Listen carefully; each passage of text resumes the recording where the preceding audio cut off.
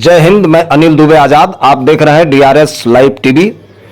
आप इसे share, like और सब्सक्राइब करें। हाँ, बेल आइकन दबाना न भूलें ताकि आप जुड़े रहें देश दुनिया की खबरों के साथ साथ अपनी लोकल खबरों से भी, जहां खबरें छिपती नहीं दिखती हैं। नमस्कार दोस्तों, मैं मोहम्मद कादिर। आप देख रहे हैं डीआरएस लाइव टीवी जनपद गाजीपुर। मैं एमएस इंटर कॉलेज पे उपस्थित हूँ। यहाँ पे जो है अतिथि पद में इमरान प्रतापगढ़ी जो मुख्य अतिथि है, उनका आगमन होने वाला है। यहाँ पे तमाम प्रधानाचार्य, प्रधानाध्यापक और माननीय लोग हैं उपस्थित, जो उनको पुष्प की बरखा करके उनका भव्य स्वागत करेंगे। ये एमएस इंटर कॉलेज है, आपको लाइव दिखा रहे हैं। लाइव दिखाइए एमएस इंटर कॉलेज। गर्ल्स बालक नव निर्मित सर सैयद हॉल का उद्घाटन एवं संगोष्ठी का जो यहाँ आयोजन भव्य रखा गया है, जिसके मुख्य अतिथि रहे आली जनाब इमरान प्रतापगढ़ी एमपी राज्यसभा, और मेरे सदारत जो है डॉक्टर ओम शंकर कोऑर्डिनेटर बीएचयू के जो प्रधानाचार्य, प्रधानाध्यापक गण द्वारा जो है किया जाएगा भव्य स्वागत हाल में। उसकी भी आपको दिखाएंगे लाइव दिखाते हैं। स्वागत के लिए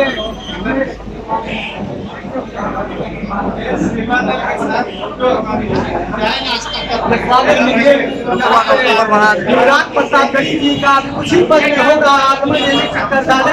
जो बालक को निर्मित सैयद खान उद्घाटन और संगोष्ठी का जो आयोजन किया है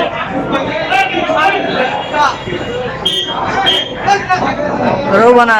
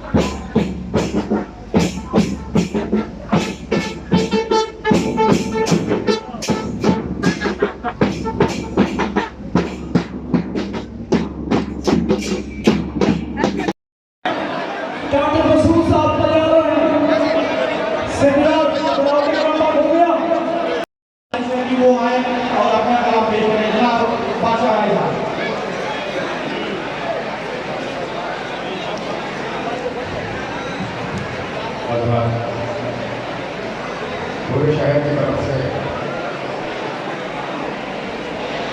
की खुशकिस्मती है।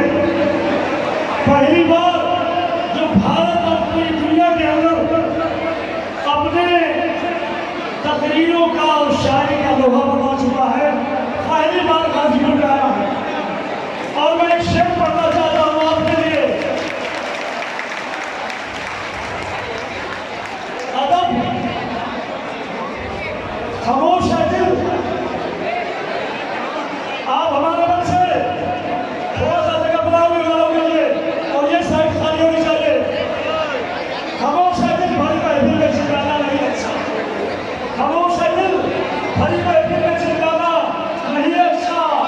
अदब पहला करीना है मोहब्बत के करीने में। डॉक्टर ओम शंकर और इमरान प्रतापगढ़ी एक दोनों क्रांतिकारी लोग हैं, इनकलाबी लोग हैं। और इनके लिए अगर आपने अनुशासन बनाए रखा तो गाजीपुर की सरजमीन पे वो आवाज बुलंद होगी जो भारत का नक्शा बदल देगी।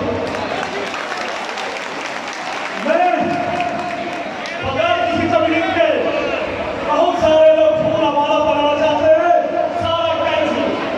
सीधे सीधे मेरा बच्चा प्रोग्राम की शुरुआत करेगा, उसके बाद ये सेमिनार शुरू हो जाएगा। जैदुल्लाह भाई बना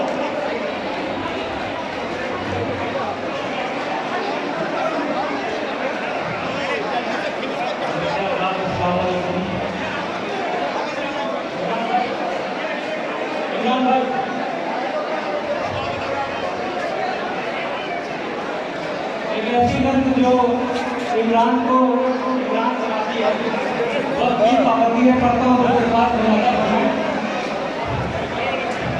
मिला हमेशा का पैगाम दर्शों से मिला हमेशा चाहत का पैगाम दर्शों से मत जोड़ो आतंकवाद का नाम दर्शों से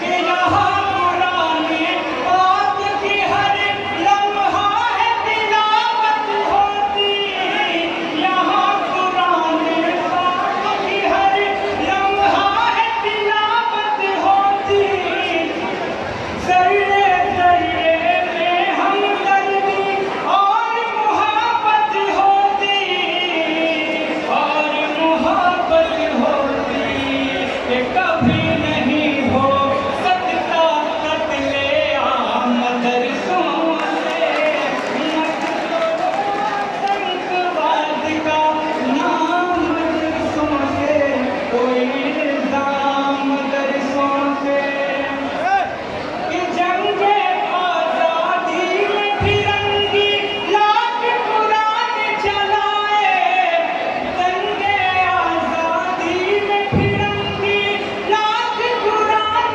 जलाए, किसी भी हाफिज के दिल से एक हर्फ मिला ना पाए, एक हर्फ मिला ना पाए कि लिया है अल्लाह ने ऐसा भी काम दर्शों से मत जोड़ो आतंकवाद का नाम दर्शों से कोई इल्जाम दर्शों से। और आखिर कि बड़ी ज़रूरत देश को, कि बड़ी ज़रूरत देश को जब जब किया तमाम इन्हीं ने, बड़ी ज़रूरत देश को जब जब किया तमाम इन्हीं ने, देश को एक से एक बढ़ कर के दिया है दान इन्हीं ने,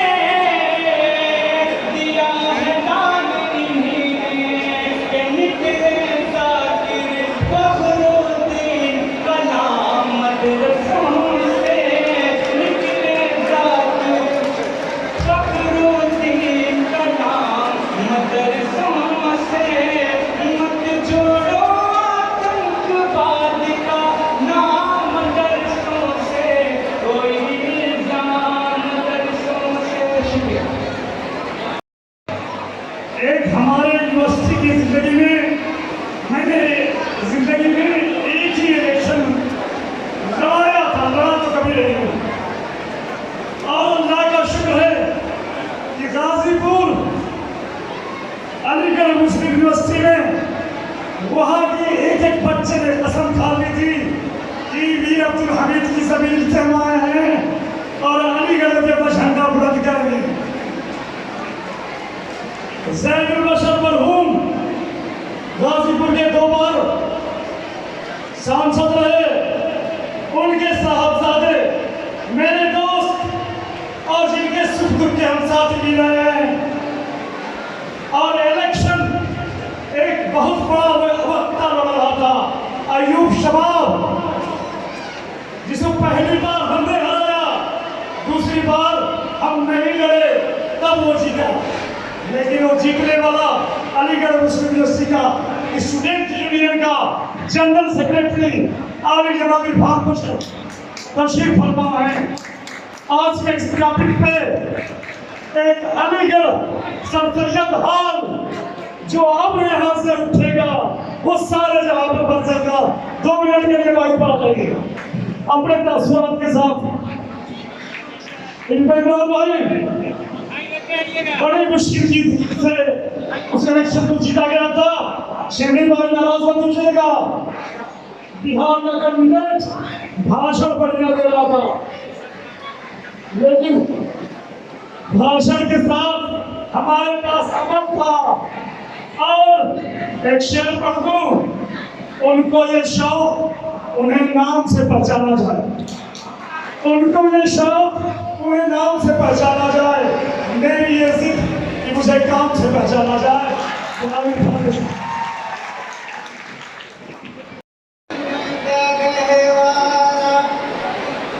जरूरत से बना है,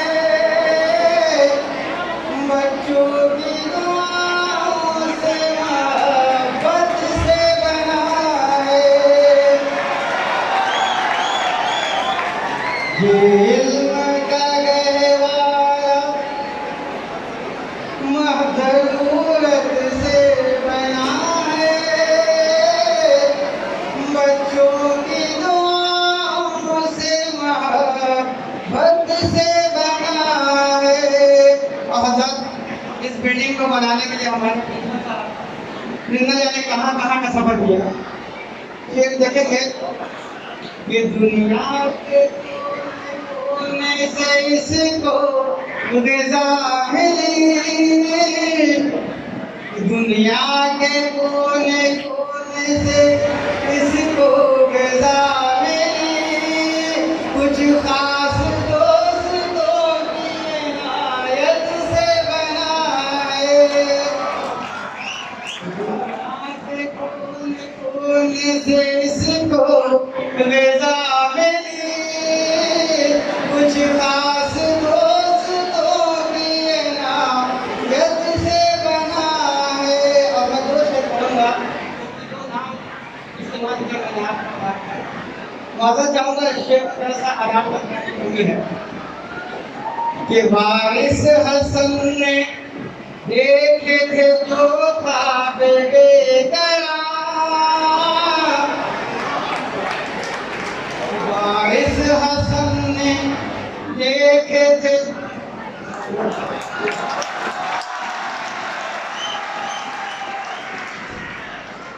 क्या दोस्तों, वारिस हसन ने देखे थे जो ख्वाब बेकरार, वारिस हसन ने देखे थे जो ख्वाब बेकरार।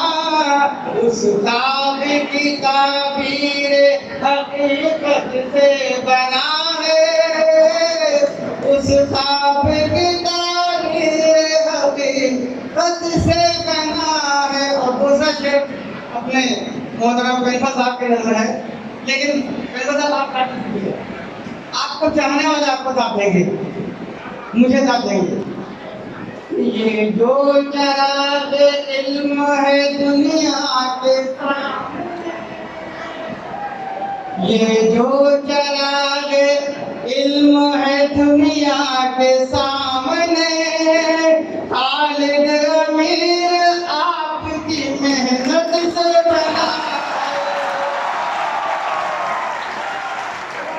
ये जो चराग इल्म है दुनिया के सामने, खालिद अमीर आपकी मेहनत से बना है। ये इल्म का गहवारा जरूरत से बना है, बच्चों की दुआओं से, मोहब्बत से बना है। और लगता है तो सब सैयद हाल है, इल्म का माहौल है, तालीम की बिल्डिंग है, तो सर सैयद का नाम न ले जाए ये तो मुमकिन नहीं। मक्ता सर के खिताब से जो नवाजे गए नजर, सर के खिताब से जो नवाजे गए नजर, उनकी फिक्र उनकी नसीहत से बना है। सर के खिताब से जो नवाजे गए नजर, उनकी फिक्र उनकी नसीहत से बना है। बात नहीं होती। आली जनाब डॉक्टर ओम शंकर जी कार्डियोलॉजी के बेहतरीन डॉक्टर हैं। और कैसे हैं आप लोग? देखिए, मैं तो पढ़ा लिखा व्यक्ति हूँ और महफिल है शायरी का, बाहर अटपटा सा नाच है, लेकिन कहना कोई बात नहीं इसी बीच में है। इसी बीच में मैं अपनी बात को रखूंगा। मेरे पीछे आने वाले जो प्लेयर हैं वो सबसे आने वाले हैं। मैं उनसे पहले बैटिंग करने के लिए आया हूँ, तो मेरे पर आपको जवाब है।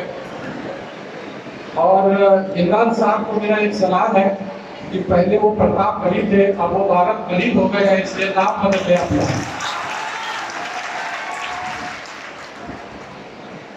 सबसे पहले मैं कुछ कहूँ, इससे पहले मैं यहाँ पर मौजूद लोगों से सवाल पूछना चाहता हूँ। आप लोग प्लीज शांत हो जाए, शांत हो जाए, शांत हो जाए और मेरे सवालों को ठीक से सुने। यहाँ पर कितने ऐसे लोग हैं जिनके साथ अन्याय हुआ है, वो हाथ उठाकर बताएं। जिनके साथ अन्याय हुआ है, महिलाएं ऊपर में किसी के साथ कोई अन्याय नहीं हुआ, ये बहुत ही अच्छी बात मुझे दिखाई दे रही है। तो ऊपर में बैठी कोई भी हमारी बहनों के साथ कोई अन्याय नहीं हुआ।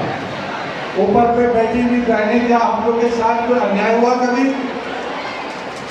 दूसरा मेरा प्रश्न है कि आप लोगों में से कितने लोग पढ़े लिखे हैं और किन्होंने अपनी शिक्षा कभी स्कूल जाकर नहीं ली? कोई ऐसे व्यक्ति हैं यहाँ पर जिन्होंने कभी शिक्षा नहीं ली? बहुत अच्छी बात है कि यहाँ पर ज्यादातर लोग लाइब्रेरी भी अच्छे हैं, पढ़े लिखे लोग भी हैं। लेकिन ये हमारे पास जो अभी देखिए जिस बिंदु पर मुझे बोलना है उनका नाम है सामाजिक न्याय। और सामाजिक न्याय में शिक्षा की महत्वता। अब सवाल न्याय का है, कुछ अन्याय का भी मामला होगा। आप लोगों को पता है कि अन्याय क्या होता है? कितने लोगों को पता है अन्याय क्या होता है? बहुत लोगों को पता है। जिसको नहीं पता है उसको आसान भाषा में समझाया जा सकता है कि जहां जहां बुलडोजर चल रहा है, इस बुलडोजर को ही अन्याय कहते हैं।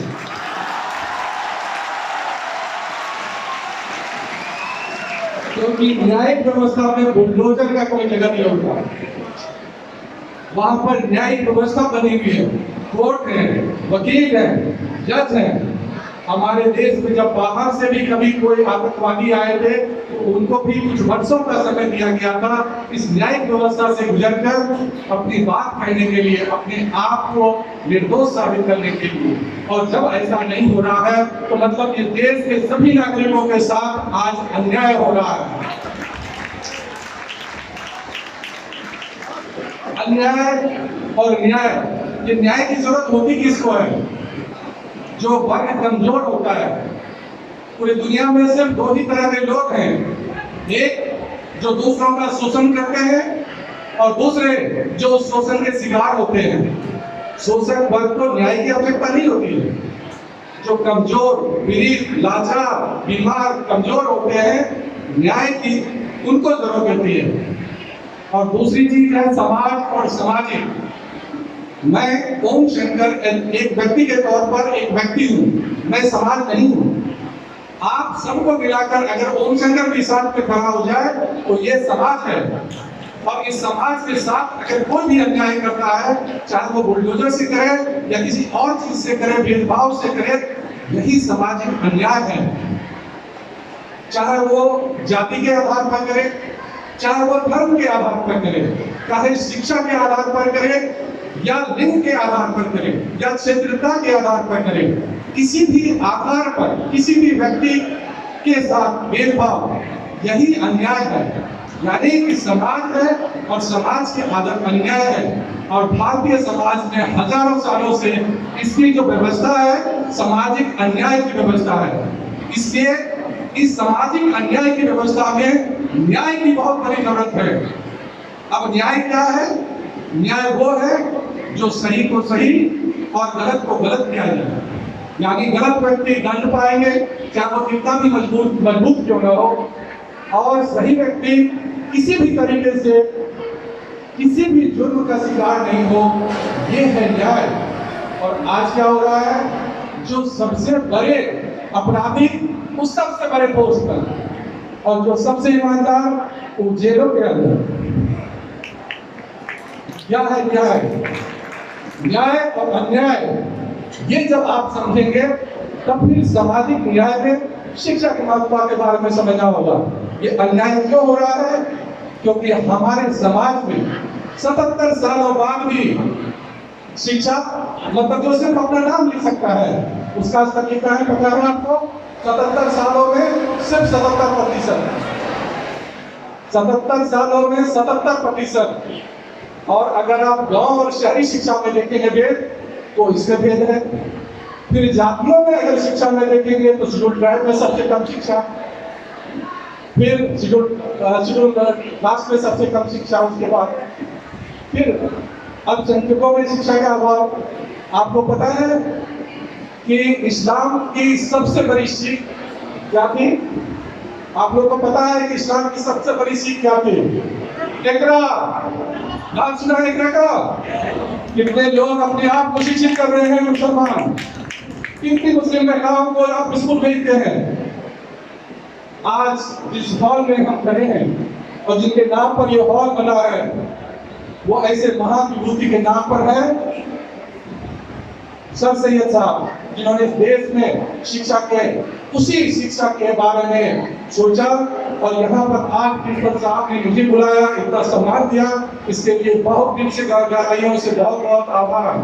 तो अगर आपने मुझे इस समय इतने सम्मानित वक्त में मुझे बुलाया और मुझे बोलने का भी मौका दिया, अब सामाजिक न्याय वो क्यों नहीं रही है? शिक्षा नहीं है, आपको बताया। और प्रिंसिपल खालिद अमीर साहब, मेरा ख्याल है कई सालों से इस कोशिश में थे कि मैं इस कॉलेज के किसी मुशायरे में तशरीफ लाऊं। फिर किस्मत ने ऐसी पलटी खाई कि मैं सियासत में चला गया, और जब मेंबर ऑफ पार्लियामेंट बना तब से ये लगातार कोशिश में थे कि मैं किसी सेमिनार या किसी कल्चरल प्रोग्राम का हिस्सा बनने के लिए एमएस इंटर कॉलेज के किसी प्रोग्राम में आऊं। मैं पिछले 10 दिन से 12 दिन से लंदन में था, मुशायरों में गया हुआ था। कल शाम में वापसी हुई और सही से नींद भी नहीं पूरी कर पाया था कि सुबह 6 बजे उठ करके एयरपोर्ट आना पड़ा। गाजीपुर ने अभी थोड़ी देर में सब व्यवस्था ठीक हो जाएगी, चुप रहो आप, हो जाएगी। उनका भी काम जरूरी है, वो रिकॉर्ड नहीं करेंगे तो कल को आप यूट्यूब पे कैसे देखोगे, तो वो भी जरूरी है, तो वो भी होने दें। यहाँ मौजूद मजहर हुसैन साहब, डॉक्टर ओम शंकर साहब, वारिस हसन खान साहब, शहनवाज खान साहब,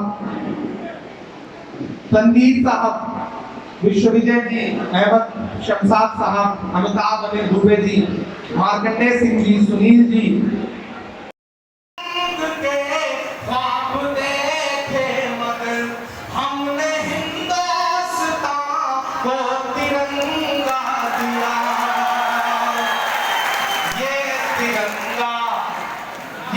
तिरंगा बदन पर लपेटे हुए, ये तिरंगा, कल मैं याद रह जाऊं तो इन मिसरों से आपको याद रह जाऊं कि ये तिरंगा बदन पर लपेटे हुए एक दिन इस जमीन में उतर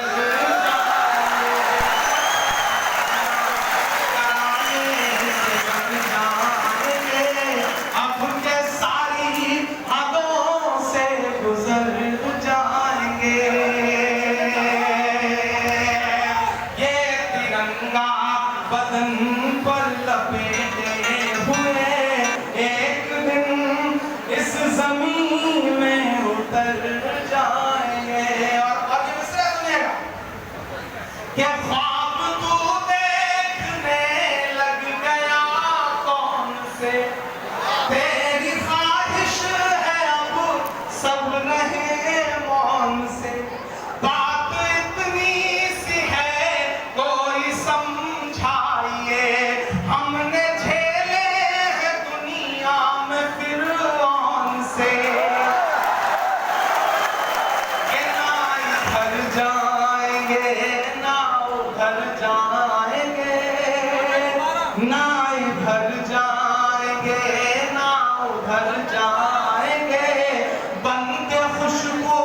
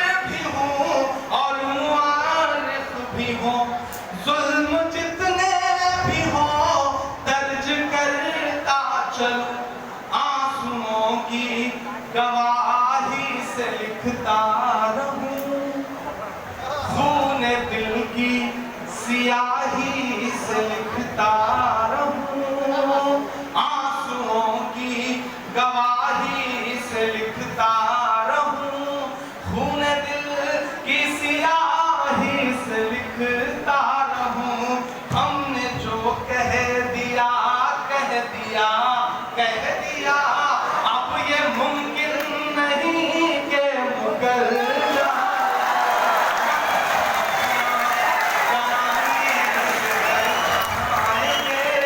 अब के सारी हदों से गुजर जाएंगे। हमारी ससन साहब, खालिद अमीर साहब और पूरी इंतजामिया कमेटी इंशाल्लाह गाजीपुर वालों से एक जज्बाती रिश्ता है, तो उस रिश्ते को निभाने के लिए जरूर पहुंचूंगा, चाहे जैसे पहुंचूं। मैं आपके बीच में हाजिर हुआ। यहाँ जो आवाम बैठी है और स्टूडेंट्स जो बैठे हैं उन सबका बहुत शुक्रिया अदा करता हूँ। मैं महाराष्ट्र से मेंबर ऑफ पार्लियामेंट हूँ, तो अपना बजट यहाँ कुछ नहीं दे सकता, ये मेरी एक मजबूरी है। अगर मैं उत्तर प्रदेश से मेंबर ऑफ पार्लियामेंट होता तो मेरी कोशिश होती तो मैं 1 साल का पूरा 5 करोड़ इस इंस्टीट्यूशन को दे देता। लेकिन मैं एक वादा आपसे खालिद अमीर साहब ये करता हूँ कि आप दिल्ली आइए, चूंकि मेरी कलम यहाँ के लिए फंड नहीं दे सकती, मैं सिर्फ महाराष्ट्र के लोगों को फंड दे सकता हूँ। लेकिन ऐसे कई राज्यसभा मेंबर ऑफ पार्लियामेंट हैं जो हमारे साथ उत्तर प्रदेश के हैं और हमारे साथ हैं, हम उनके कहीं काम आ जाते हैं, हम उनसे कोई काम नहीं लेंगे। तो आप आइए, जिस तरह से एक हॉल यहाँ पे आपने बनाया है गर्ल्स ब्लॉक के लिए, बच्चियों की तालीम के लिए, और भी कुछ आप करना चाहते हैं तो मुझे बताइए। मैं खुद भले ना दे पाऊं, लेकिन फकीर सबके लिए इंतजाम रखते हैं। मैं इस कॉलेज से जरूर दे पाऊंगा, ये आपसे वादा कर रहा हूँ। एक ऐसा फंड, एक ऐसी रकम जिससे यहाँ पे कोई हॉल बन सके, कोई लाइब्रेरी बन सके, मैं अपनी तरफ से ये वादा कर रहा हूँ। और दुआ करिए, जैसा उमर साहब कह रहे थे, आने वाला वक्त ऐसा हो कि मुल्क के सियासी हालात करवट लेगी, तो आपकी दुआ रही तो आपका ये भाई इस पोजीशन में भी होगा कि इस कॉलेज को बहुत बड़ा दे सकते हैं। ऐसा होगा, जरूर होगा, ये मुझे पूरा यकीन है। और उस दिन एमएच इंटर कॉलेज में आके मैंने जो वादा किया या खड़े होकर के जो आपसे गुफ्तगू की है, उसके लिए आप आइएगा, मुझे याद दिलाइएगा, मैं इंशाल्लाह खड़ा मिलूंगा। और आप सब साथियों से गुजारिश है, अपने बच्चों को पढ़ाइए। अगर आपके बच्चे का पढ़ने में मन नहीं है तो अपने आसपास के किसी बच्चे को पढ़ाइए, क्योंकि शायद वो पढ़ना चाहता हो और उसके पास पढ़ने के रिसोर्सेज ना हो। बेसिक स्कूल बनाइए, यूनिवर्सिटियां बहुत हैं, बेसिक स्कूल की जरूरत है। बेसिक स्कूल में बच्चों को भेजना शुरू करिए। और इमरान प्रतापगढ़ी आपकी दुआओं की वजह से देश की पार्लियामेंट का हिस्सा है। मुझे याद है कि 2019 में जब राहुल गांधी जी ने मुझे बुलाया तो उन्होंने 3-4 मुलाकातों के बाद मुझे लगा कि ये आदमी वो आदमी है जिसके साथ इस देश की सियासत में सामाजिक न्याय की लड़ाई लड़ी जा सकती है। मैं राहुल गांधी जी के कदम से कदम मिला करके पूरे हिंदुस्तान में चल रहा हूँ, लड़ रहा हूँ। तो मैं आपसे गुजारिश करूंगा कि जो भरोसा आपने जता रखा है उस भरोसे को मजबूत रखिएगा। और बदन में जो भी लहू है तेरी अमानत है, जहां जहां वो जरूरत वसूल कर लेना। मैं इमरान प्रतापगढ़ी हूं तो आपकी दुआओं के सदके में हूं, वरना मुझ में ऐसा कुछ नहीं था कि मैं वहां जाकर के आपकी खिदमत कर पाता। आपकी दुआओं ने बड़ा बनाया है। एक बार फिर से आप सभी साथियों का बहुत सारा शुक्रिया। इंशाल्लाह ये इंस्टीट्यूशन, ये कॉलेज जब भी मुझे आवाज देगा, मैं सब कुछ छोड़ करके यहाँ आऊंगा। ये मेरा आप सबसे वादा है।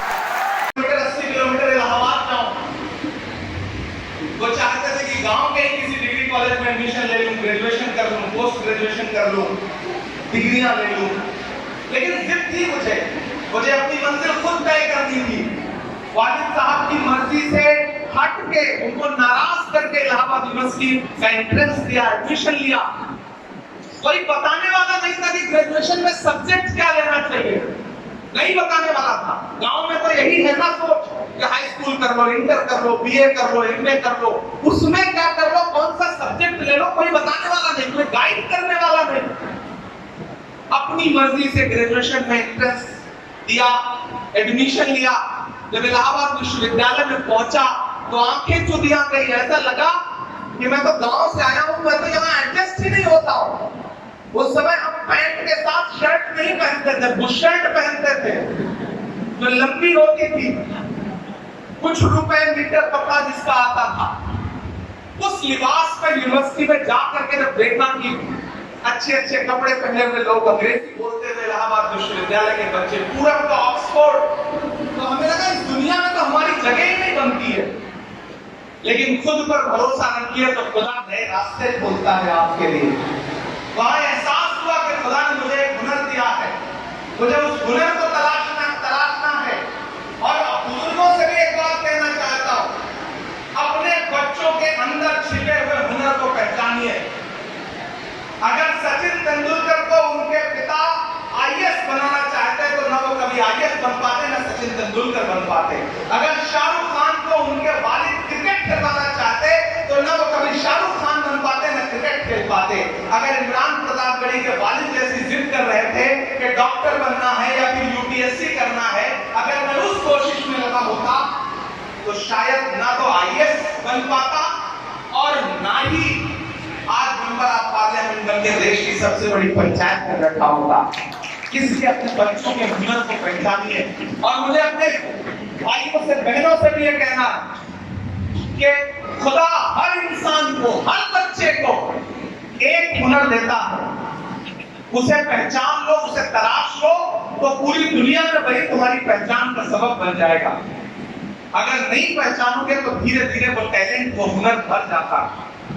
जिस भी फील्ड में, ये तो वायरल होने का जमाना है, आपका एक वीडियो वायरल होता है और बड़े बड़े धन्ना सेठ घर में बैठे रहते हैं उस बेटे का इंटरव्यू लेने के लिए, पूरी दुनिया की मीडिया चली आती है। ये बदला हुआ जमाना है, ये सोशल मीडिया का जमाना है, मीडिया का जमाना है। अपने अंदर के टैलेंट को पहचानो, स्पेशलाइजेशन का जमाना है। पहले एक दौर था कि एक डॉक्टर होता था, वही सर्दी खांसी का भी इलाज करता था, वही पेट के दर्द का भी इलाज करता था, वही हड्डियां टूटने का भी इलाज करता था। लेकिन आज हर बीमारी के अलग अलग स्पेशलिस्ट डॉक्टर हैं। ये स्पेशलाइजेशन का जमाना है। अपने अंदर के टैलेंट को पहचानो। और ये जो चारों तरफ सामाजिक तौर पे अन्याय हो रहा है और आपको लग रहा है कि इस सामाजिक अन्याय के दौर में आप कहां खड़े हैं, तो मैं आपसे ये कहना चाहता हूं। अभी मैं एक चैनल पर इंटरव्यू दे रहा था तो मुझसे कहा गया कि इमरान साहब, अक़लियतों के घरों के सामने बुलडोजर खड़े हैं, ट्रेनों में उनको लिंच करने की कोशिशें की जा रही हैं, आप क्या कहेंगे, आप कैसा हिंदुस्तान देखते हैं? तब मैंने उनसे बात कही थी कि मैं आने वाले 10 सालों बाद एक ऐसा हिंदुस्तान देखता हूं जो इतना खूबसूरत होगा, इतना खूबसूरत होगा कि हर मजलूम अपने हक के लिए अपनी सदाएं खुद बुलंद करेगा। क्योंकि ये दौर ऐसा दौर है जो इंसानों को सिखा रहा है कि जीना कैसे है, इस समाज में बने कैसे रहना है। आपके खिलाफ जो सरकारी साजिशें हैं, समाजी साजिशें हैं, उन्होंने एक काम अच्छा किया है और वो ये किया है कि कन्याकुमारी से कश्मीर तक डंडा लेकर भैंस चराने वाला आम मुसलमान भी मान चुका है कि अगर इस मुल्क में जिंदा रहना है तो अपने बच्चों को पढ़ाना पड़ेगा। ये एहसास जागा है आपके अंदर, इस एहसास को बुलंद करिए। अगर आपने इस एहसास को बुलंद कर लिया, हमारे पास यूनिवर्सिटियां बहुत हैं, मैं बड़ी माफी के साथ यहाँ जो हायर एजुकेशन से जुड़े हुए लोग बैठे हैं, हमारे पास यूनिवर्सिटियां बहुत हैं और बच्चा अगर हाई स्कूल तक पढ़ लिख जाता है तो किसी न किसी यूनिवर्सिटी में दाखिला भी ले लेगा। हमें जरूरत है बेसिक स्कूलों की, हमें जरूरत है पहली क्लास से 12th तक हमारे बच्चे कैसे एजुकेशन हासिल करें, इसके लिए लड़ाई लड़ने की जरूरत है। क्योंकि हम शिक्षा के महत्व पर बात कर रहे हैं, हमें एमए, इंटर कॉलेज जैसे सैकड़ों हजारों इंटर कॉलेजेस की जरूरत है। इस भीड़ में बैठे हुए सारे लोगों से मैं ये गुजारिश करूंगा, आप अलग दुनिया के लोग हैं, किसी को खुदा ने बहुत दौलत दी होगी, किसी को खुदा ने कोई अलग हुनर दिया होगा, कोई सियासत में बहुत आगे होगा। पूरा समाज हम नहीं बदल सकते, एक झटके में पूरा देश नहीं बदल सकते। अपने आसपास से बदलाव लाओ। खुदा कभी कभी क्या करता है कि आपको दौलत तो बहुत दे देता है, आप सोचते हो कि मेरा बेटा पढ़े, मैं इसे आईएएस कराऊं, इसे सीपीएमटी में ले जाऊं, पीएमटी कराऊं, नीट कराऊं, जो करना चाहे तो कराऊं। लेकिन कभी कभी ऐसा होता है कि खुदा दौलत तो देता है लेकिन आपके बच्चे को पढ़ने का मन नहीं देता। ऐसे में आपको क्या करना चाहिए? ऐसे में सिर्फ एक काम करिए कि अपने आसपास, अपने मोहल्ले में, अपने इलाके में नजर दौड़ाइए। 2-4 बच्चे ऐसे निकल आएंगे जो पढ़ना चाहते होंगे लेकिन उनके पास पढ़ने के संसाधन नहीं है, उनके वालिदैन इस लायक नहीं है कि अपने बच्चे को आगे पढ़ा सके। उन बच्चों को अडॉप्ट करिए, उनकी तालीम का खर्च उठाइए, उन्हें आगे ले जाइए। ये सबसे बड़ा कंट्रीब्यूशन होगा आपका सोसाइटी के लिए। समाज ऐसे ही सुधरता है, समाज ऐसे ही आगे बढ़ता है। हर एक उम्मीद को, हर एक, जब ये कहा जाता है ना कि चारों तरफ मायूसी का आलम है, चारों तरफ मुश्किलें हैं, इन मुश्किलों का हल कैसे निकलेगा? हर एक उम्मीद को लाजिम है एक जरखेज मायूसी। गाजीपुर के अदब नवाज लोगों, सुनना मेरी बात को।